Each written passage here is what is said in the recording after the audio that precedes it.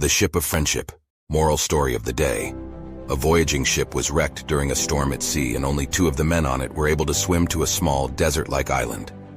The 2 survivors, who have been good friends, not knowing what else to do, agreed that they had no other recourse but to pray to God.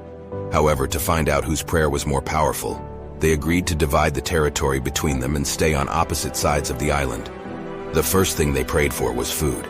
The next morning, the first man saw a fruit-bearing tree on his side of the land, and he was able to eat its fruit. The other man's parcel of land remained barren. After a week, the first man was lonely, and he decided to pray for a wife. The next day, another ship was wrecked, and the only survivor was a woman who swam to his side of the land. On the other side of the island, there was nothing. Soon, the first man prayed for a house, clothes, more food. The next day, like magic, all of these were given to him. However, the second man still had nothing. Finally, the first man prayed for a ship so that he and his wife could leave the island. In the morning, he found a ship docked at his side of the island. The first man boarded the ship with his wife and decided to leave the second man on the island. He considered the other man unworthy to receive God's blessings, since none of his prayers had been answered. As the ship was about to leave, the first man heard a voice from heaven booming, "Why are you leaving your companion on the island?"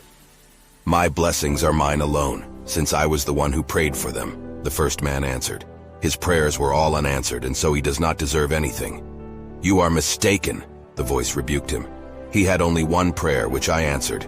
If not for that, you would not have received any of my blessings."